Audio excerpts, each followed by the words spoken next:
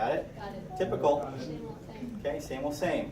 So do we know what the par articularis is? Okay, this is very specific to the lumbar spine. Okay, it's a thick segment between the superior and inferior articulating processes. Okay, so here's a picture of it here. So again, here's your superior and your inferior, and it's this thick area right here. This is significant, especially in conditions known as spondylolisthesis. We talked about this, right? So it's the slipping of the vertebrae due to development defects of the pars. Okay, a slipping defect. All right.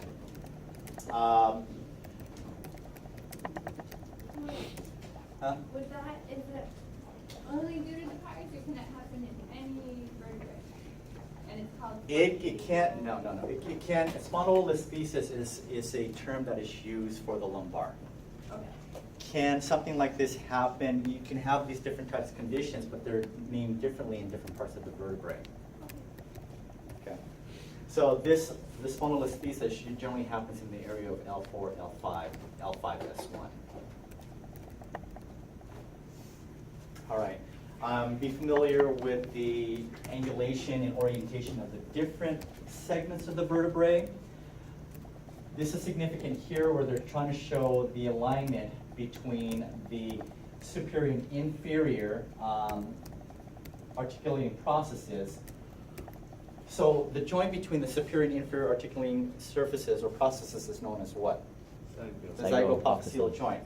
So to see this joint between top and bottom vertebrae, we're going to do an oblique angulation of approximately 45 degrees to visualize the zygapophyseal joints. So we'll talk about that when we discuss the positions. All right, are you guys okay with this? I think I've had this on every slide. Cervical and also thoracic, we covered this, yeah, right? Okay. All right, so introducing Scottie Dog. Some of you guys already know Scottie Dog, right? Scottie Dog is a feature that is created by the different segments of the lumbar spine that tells us whether or not the patient is obliqued properly for the position. So when the patient is obliqued properly, you should see an outline of this dog.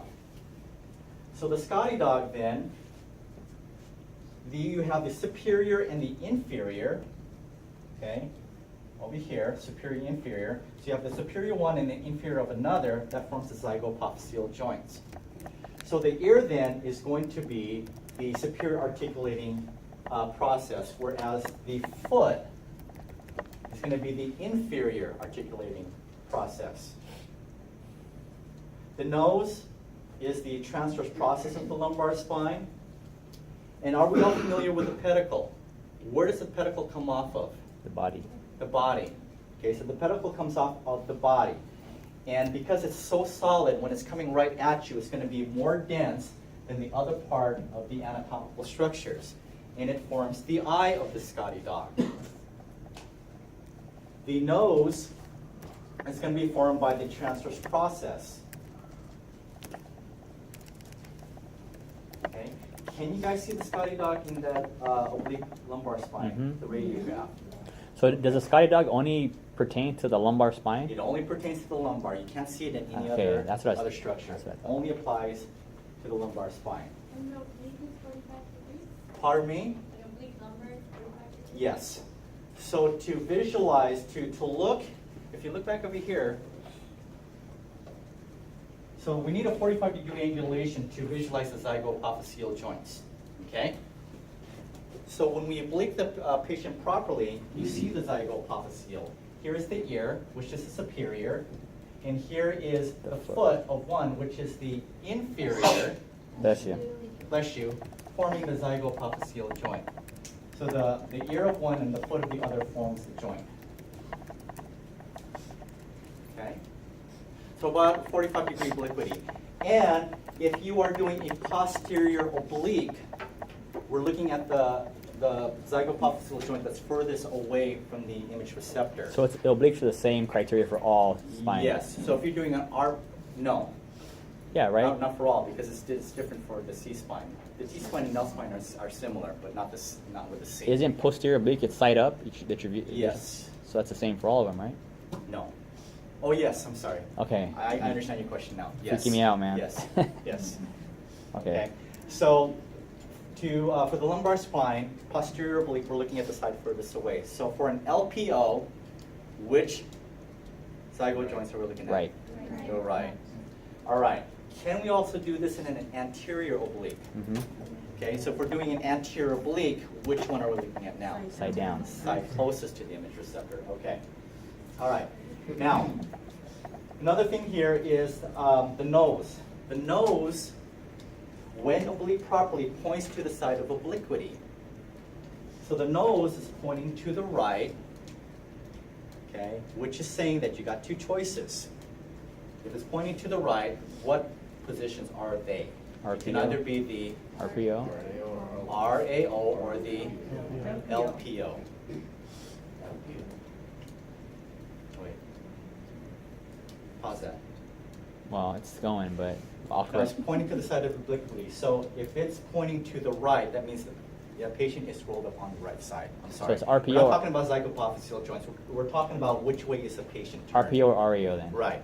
So if the nose is pointing to the right, the patient is rolled up on the right side. Regardless if it's Yes. side down or. Got it. Got that? Okay. Good. Got it?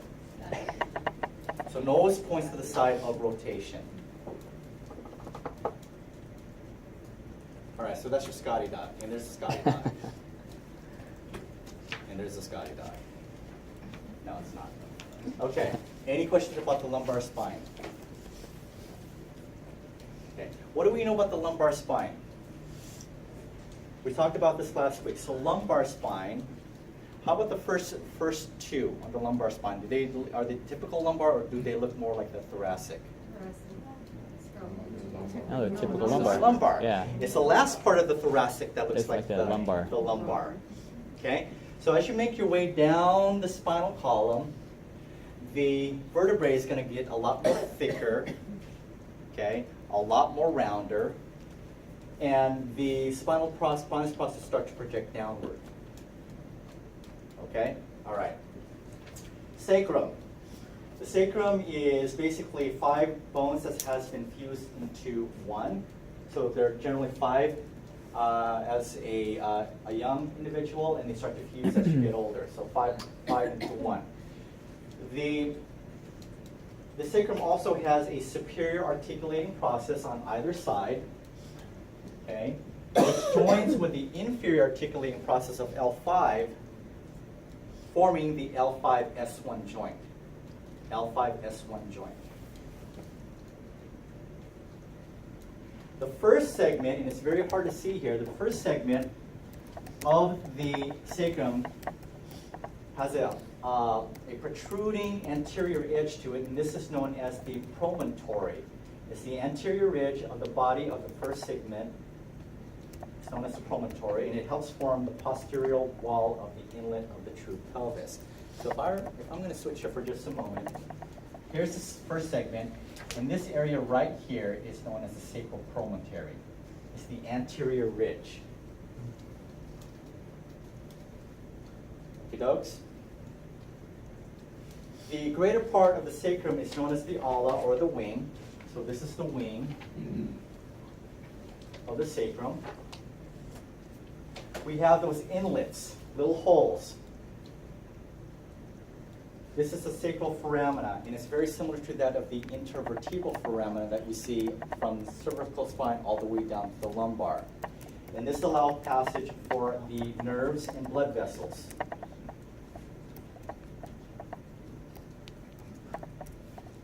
Okay? And at the very tip, where it starts to get narrow, this is the apex of the sacrum.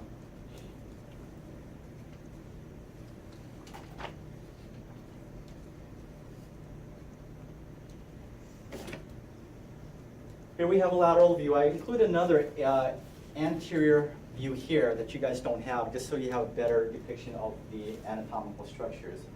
So it's just in a different angle. So here we have a lateral, and this is kind of an axial view of the lumbar. So here at the very top, here's the sacral canal. The sacral canal is a continuation of the spinal canal. Okay, so it's going to be extension of the spinal cord that makes its way down the sacrum. So you still have that opening. You have a picture of the sacral promontory, which is the anterior ridge. This is the segment which forms the L5-S1 joint space, and then what do we have here? The median crest. The crest, this crest here, the solid formation here is the sacrum also has spinous processes, and these are it forms the sacral crest. Okay, so it's the spinous process of the sacrum forming the crest. Spinous process of the sacrum forming the crest.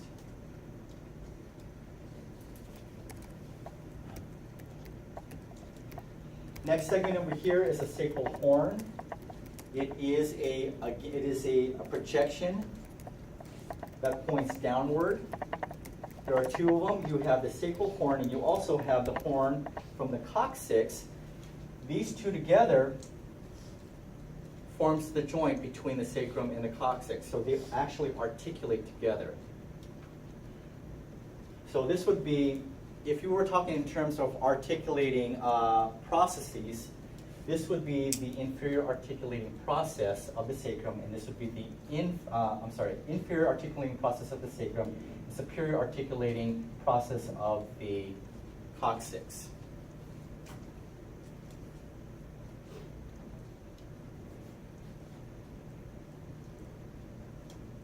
And then we have a smooth surface on either side of the sacrum.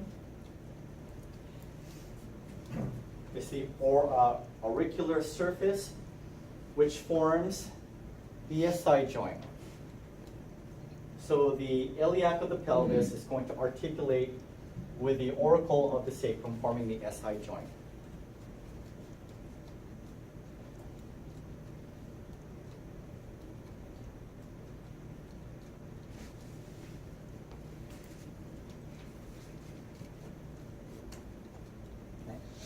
Keep on going? Mm-hmm.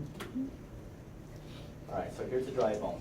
So sacral canal, again, it's an extension of the spinal or vertebral canal of the spinal column. We have the superior articulatory process that articulates with the inferior articulating process of L5. Okay. That's going to form the joint between L5 and S1. You have the auricular surface, which forms with the iliac of the pelvis, forming the SI joint. Sacral foramen to allow passage of nerves and blood vessels. Down here is the horn, the sacral horn or the sacral cornu, and this articulates with what? Coccyx. The coccyx, okay, the cornu of the coccyx. Okay, good. All right, questions about the sacrum? Okay, let's talk about the coccyx or the tailbone. The tailbone is composed of either anywhere between 3 to 5 bones that fuse into one. The very top is the base, the very tip is the apex. It also has a transverse process. What is this segment of the coccyx called? Cornu. Okay, this is your cornu, or your coccyx horns or coccyx cornu.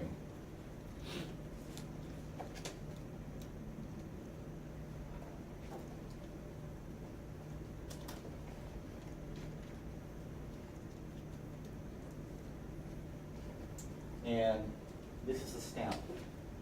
Do they still, it's been a while since I mailed a letter. They don't put the amount stamps anymore, They right? now have a forever stamp, so that way The when they forever change. stamps? Yeah, so that way when the price changes, you don't have to get like Oh. 10 stamps to add to it. So, okay. Oh, yeah, that's right. We used to do that. I remember that. Okay. If we didn't have enough, we kept having to add stamps. So forever keeps the price. I like that. All right. Well, there's the comparison with a stamp and a tailbone. Any questions? Good to know. All right. So here we have a lateral radiograph of the sacrum and coccyx. We'll talk about these projections here in a little bit. But when we're especially looking at the coccyx, the tailbone, we got to be real mindful in how we take radiographs of that because it's very thin. So we probably are going to need to decrease our technical factor significantly. If we're shooting up here at towards the hip, okay, where the sacrum is, we're probably going to have to increase our technical factors here, which means that because it's thicker with higher KVs, more scatter radiation is going to be produced, which is both bad for the patient, also bad for the quality of the image. So in visualizing these part of the anatomy, collimation is very important in these studies. Not only because if you don't collimate properly, it diminishes from the quality of the image, but where's the location of the sacrum and the tailbone? Right in the genital area. Right around the genital area, yeah. More significant for females than it is for males, but significant no matter what. Okay? All right. What is this? Body. Body. Pedicles. Transverse process. Laminas. Okay? Spinous Spinous process. process. Vertebral foramen. Oh, what? Not the foramen. Foramen. Okay, vertebral foramen, okay. I thought I heard intervertebral. No. Okay. All right. And then here, this area right here, X. Superior Okay, articulating process. can we also see the inferior? Yeah. It's over here, but you can't see it here. So it's one superimposed over You the other. can kind of see it. Kind of see it? Yeah, it's on the bottom. Right here? Yeah. Okay. Yeah, you're right. It's right about here. Okay, so the area between the superior and inferior articulating processes is your pars. So Y is your pars. Mhm. Okay. You guys got it. Are we seeing Scottie Dogs here? No. Okay. No. Where should they appear? On an oblique. How much oblique? About 45 degrees. 45 degrees, okay. All right, so let's just do this quickly. Right down the middle. Spinous process. Okay, so this is the spinous process off to the side. Transverse process. Transverse process. I think we are seeing, okay, so here's. Kind of a Scottie Dog. That's superior, that's inferior. So this is forming The head. it forms what joint? Oh, the zygopophyseal joint. Zygopophyseal joint, okay. All right. I don't know what D is pointing to. Is it pointing to the body or? What does it say in the slide? It's not really pointing to Lower anything. portion, D? the body, yeah. Oh, body, okay. All right, and what is this? SI joint. SI joint, and what is this? Sacrum. Sacrum. Can we see the tailbone on here, the coccyx? Not really. Yes, no? No. No, okay. We did SI joints last semester, right? Mm-hmm. Yeah, I don't know why it was included on this one. Okay, let's keep on going. All right, so zygopophyseal joints then is demonstrated in approximately 45-degree obliquity. If it's a posterior oblique, we are looking at the side up. If it's an anterior oblique, we're looking at the side down, closest to the image receptor. Any questions there? All right. So the zygopophyseal joint is formed by the foot of one. Did it say it wrong on the slide? Did I say what? Go back to the other slide. Did I mess up? It says it backwards. So it says RPO, LPO, it says downside joint. And then RAO, LAO, it says upside joint. What did I say? No, I'm saying the slides Posterior are. oblique side down. So it's opposite from thoracic? So RPO, you're looking at the side up, right?